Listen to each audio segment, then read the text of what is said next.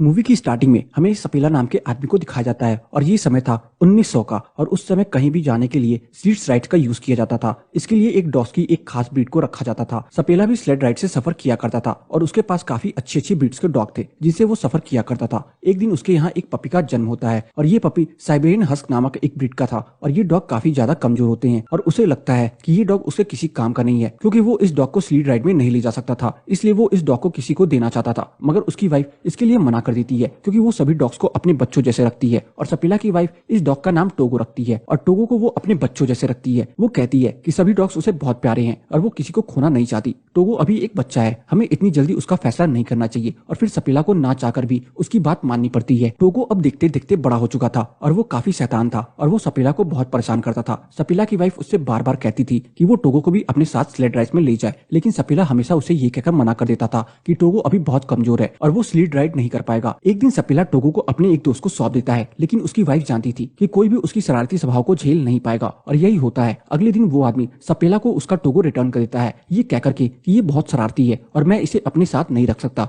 और इसे सपेला की वाइफ खुश हो जाती है। टोगो काफी शरारती था। जब भी सपेला अपने डॉग्स के साथ स्लीड राइड में जाता था तो टोगो हमेशा उसका पीछा किया करता था। इसके बाद उसने उसे फेंस के अंदर बांधना शुरू कर दिया था, लेकिन टोगो जमीन में गड्ढा खोद करके बाहर आ जाता था और सपेला का पीछा करके उसके डॉग्स के साथ खेलता था, जिससे सपेला की प्रैक्टिस खराब हो जाती थी। एक दिन उसकी इसी हरकत की वजह से सपेला पानी में भी गिर गया था। अब सपेला टोगो से काफी परेशान होता है, इसलिए अब वो टोगो को एक रूम में बंद कर देता है, लेकिन टोगो उस रूम से जैसे तैसे बाहर आ जाता है। एक दिन सपेला अपनी दोस्त को कन्विंस कर रहा था कि वो टोगो को ले जाए। वो काफी ज्यादा स्ट्रिक्ट थी और वो कहती है कि टोगो को रूम में ही रहना होगा और सपेला को भी इससे कोई प्रॉब्लम नहीं थी, इसलिए अब वो टोगो को उसके हवाले छोड़ करके वहां से चला जाता है। लेकिन थोड़ी देर बाद टोगो खिड़की का शीशा तोड़ करके वापस सपेला के पास आ जाता है और वो इससे अब काफी ज्यादा परेशान होता है। उसे टोगो के पैरों में चोट दिखती है और उनसे खून बह रहा था, इसलिए वो टोगो को घर ले जाने के लिए स्लेड में बिठाता है। लेकिन टोगो स्लेड में नहीं बैठा होता, क्योंकि उसे भी बाकी डॉग्स की तरफ भागना था। उसके बार बार कोशिशों के बावजूद भी जब टोगो स्लेड में नहीं बैठ रहा था तो वो उसे बाकी डॉग्स की तरह स्लेड राइड में शामिल करता है और उसे काफी पीछे बांध देता है। थोड़ी देर आने के बाद सपेला नोटिस करता है कि टोगो की स्पीड बाकी डॉग से ज्यादा है और वो काफी तेजी से भाग रहा होता है, और इसलिए सपेला अब टोगो को सबसे आगे बांटता है। टोगो काफी तेज था और अपनी स्पीड से वो कम टाइम में सपेला को घर पहुंचा देता है। और अब सपेला भी टोगो से काफी खुश था। वो बहुत खुशी से अपनी वाइफ को बताता है कि टोगो बहुत तेज भागता है और अब वो एक लीड डॉग है। सपेला की वाइफ भी टोगो को देख करके काफी खुश होती है। इसके बाद सपेला टोगो की मदद से काफी स्लेड राइड जीतता है और अब धीरे धीरे सपेला और टोगो काफी फेमस हो चुके थे और अब 12 साल बीत चुके हैं। अब टोगो काफी ज्यादा बड़ा हो चुका था। एक दिन जब टोगो और सपेला अपने शहर में आते हैं तो उन्हें पता चलता है कि उनके शहर में एक बीमारी फैल चुकी है जिसका नाम था डिप्थेरिया, और ये बीमारी बच्चों के बीच काफी ज्यादा फैल रही थी और कुछ बच्चों की इस बीमारी की वजह से जान भी जा चुकी थी। अगले सीन में हम देखते हैं कि उस शहर के मेयर एक मीटिंग बुलाते हैं जिसमें सपेला भी मौजूद था। वो बताते हैं कि इस बीमारी से एंटीडोट यहाँ से 600 किलोमीटर दूर नेवाड़ा में है, लेकिन वहाँ जाना खतरे से खाली नहीं है, क्योंकि वहाँ एक बहुत बड़ा तूफान आने वाला है। और इसके बारे में मेयर सपेला से पूछता है। जवाब में सपेला कहता है कि जब मैं वहाँ से वापस आ रहा था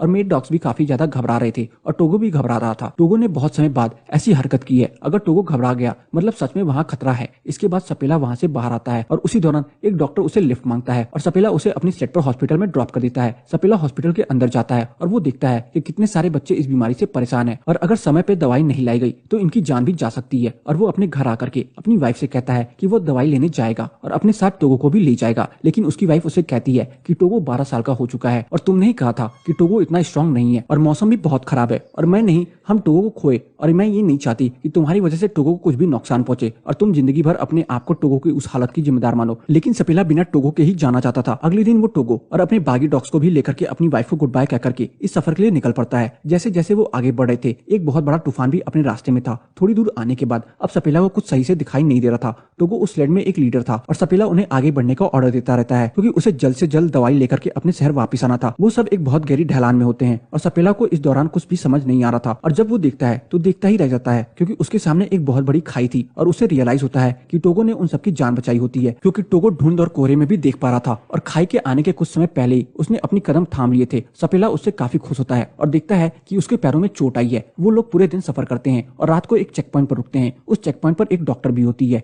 वो सपेला को बताता है कि टोगो 12 साल का हो चुका है और ये अब काफी वीक हो गया है और इतना बड़ा सफर टोगो के लिए ठीक नहीं है। लेकिन सपेला टोगो के बिना नहीं जाना चाहता था। अगले दिन वो सब टोगो के साथ अपना सफर में आगे बढ़ते हैं और दूसरी तरफ हॉस्पिटल में बच्चों की कंडीशन दिन प्रतिदिन बिगड़ती जा रही थी। यहाँ सपेला वहाँ जल्द से जल्द अपनी मंजिल में पहुंचना चाहता था। वो शॉर्टकट्स भी ले रहा था और जब वो थोड़े और आगे आते हैं तो उन्हें दिखती है जमी हुई झील और एक खतरनाक तूफान भी उनकी तरफ बढ़ा था। और सपेला हिम्मत जुटा करके अपने डॉग्स को आगे बढ़ने के लिए कहता है और सपेला के डॉग्स बहुत तेजी से दौड़ रहे होते हैं और वो लोग उस जमी हुई झील को पार कर लेते हैं और रात को वो लोग फिर एक चेक पॉइंट पर रुकते हैं। सीन शिफ्ट होता है सपेला की वाइफ पर, जो मेयर से कहती है कि नवाड़ा से उसे दवाई को भेज दिया गया है और वो रास्ते में सपेला को मिल जाएगा। लेकिन सपेला दूसरी तरफ शॉर्टकट का यूज कर रहा था। अगर उसे वो दवाई नहीं मिली तो उसका सफर और बड़ा हो जाएगा। सीन अब फिर शिफ्ट होता है सपेला पे, जो पूरा दिन सफर करने के बाद किसी दूसरे चेक पॉइंट पर रुकता है। अब टोगो की हालत भी काफी ज्यादा खराब होती जा रही थी, लेकिन फिर भी वो उस स्लेड में अभी भी लीडर रहना चाहता था। सपेला अपने शॉर्टकट से जा रहा था। सपेला काफी थका हुआ था, जिसके कारण उसकी आंखें बार बार बंद हो रही थी, लेकिन उसके डॉग्स अभी भी अपनी पूरी स्पीड से भाग रहे थे। सीन शिफ्ट होता है एक आदमी पे, जो नवाड़ा से मेडिसिन ला रहा होता है। वो सपेला को देखता है और रुकता है, लेकिन सपेला की आंखें बंद थी और उसे कुछ सुनाई भी नहीं दे रहा था, इसलिए वो नहीं रुकता। और वो आदमी उसे आवाज भी दे रहा था, लेकिन सपेला को कुछ सुनाई नहीं दे रहा था। लेकिन टोगो को किसी की आवाज का एहसास हो जाता है और वो वहां रुक जाता है। उस आदमी को यही लग रहा था कि सपेला ने उसकी आवाज नहीं सुनी, तभी उसे सपेला उसकी तरफ आते हुए दिखता है। अब फाइनली सपेला को वो मेडिसिन मिल जाती है और वो लोग एक चेक पोस्ट पर रुकते हैं। सपेला का एक दोस्त उससे कहता है कि टोगो को यहीं छोड़ दो, क्योंकि मैंने भी अपने एक दोस्त को एक तूफान में खो दिया था और मैं ये नहीं चाहता कि हम भी टोगो को खो दें। लेकिन सपेला उसकी बात नहीं मानता और कहता है कि टोगो मेरा लीड डॉग है और मैं इसके बिना सफर नहीं करता।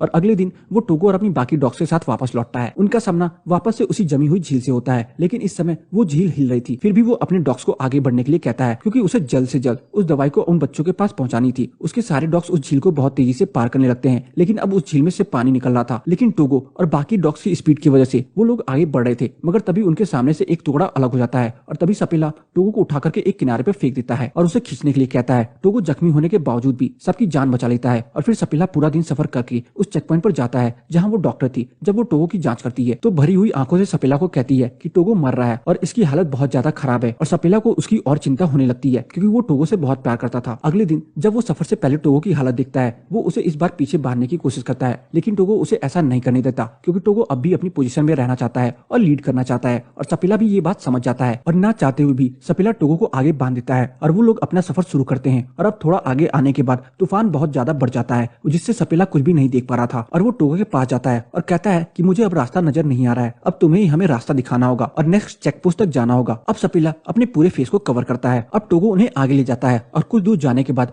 अब टोगो भी थक चुका था और वो वहीं बैठ जाता है। और फिर सपेला उसके पास जाकर के कहता है कि हमें ये मेडिसिन ले जानी होगी, लेकिन टोगो कोई भी रिस्पॉन्स नहीं कर रहा था। सपेला खुश था कि टोगो की वजह से उसकी जान बच गई, लेकिन टोगो अब भी कोई रिस्पॉन्स नहीं कर रहा था। तभी एक आदमी एक लैंटेन लेकर उसके पास आता है और यहाँ हमें पता चलता है कि टोगो ने अपना काम कर दिया था। उसने उन सभी को चेक पोस्ट तक पहुंचा दिया था और सपेला टोगो से काफी खुश है। उसकी वजह से उन सभी की जान बच गई और सभी के साथ वो अंदर जाता है। और अब टोगो की हालत भी काफी खराब हो चुकी थी। यहाँ पर एक आदमी होता है जिसको सपेला की वाइफ ने भेजा था, ताकि वो उस मेडिसिन को लेकर के रात को रेस्ट करने के बाद वो लोग सफर के लिए आगे बढ़ते हैं। और वो आदमी उस मेडिसिन को लेकर के शहर पहुंचता है। वहाँ एक रिपोर्टर उसका वेट कर रहा था, क्योंकि ये खबर फैल चुकी थी कि एक आदमी तूफान में एक मेडिसिन लेने गया है। रिपोर्टर को लगता है कि यही वो आदमी है, इसलिए वो सपेला के बजाय उसका नाम प्रिंट कर देता है, जिसकी वजह से सपेला की वाइफ काफी ज्यादा डिसअपॉइंटेड होती है। अब टोगो की कंडीशन भी पहले से बेहतर थी और वो अपने डॉग के साथ नोम सिटी पहुंच जाते हैं। सपेला को थैंक्स बोलने के लिए बहुत सारे लोग आते हैं और उसके लिए गिफ्ट्स भी लेकर आते हैं। और यहाँ वो बच्चे भी आए होते हैं जिनकी जान सपेला की वजह से बची थी। और उसके पास एक बच्ची भी आती है और टोगो को देखकर पूछती है कि क्या ये मर रहा है। उसका ये सवाल सुन करके सपेला वहाँ से बाहर चला जाता है। उसकी वाइफ उसके पीछे जाती है और वो अपनी वाइफ से कहता है टोगो की जो भी हालत है वो सिर्फ मेरे वजह से है। वो पछताता है कि उसे टोगो को लेकर नहीं जाना चाहिए था, लेकिन उसकी वाइफ उसे कहती है कि क्या टोगो के अलावा कोई और था जो ये काम कर पाता। और उसकी ये बात सुन करके सपेला चुप हो जाता है कि टोगो के अलावा कोई और होता तो शायद वो सब वहीं मर गए होते। और अगली सुबह जब सपेला अपने डॉग्स को प्रैक्टिस के लिए ले जाता है तो ये देख करके टोगो को भी जाने का मन करता है, क्योंकि उसे घर में नहीं रहना था, उसे उन डॉग्स के साथ भागना था, लेकिन वो स्लेट्स को नहीं खींचना चाहता था।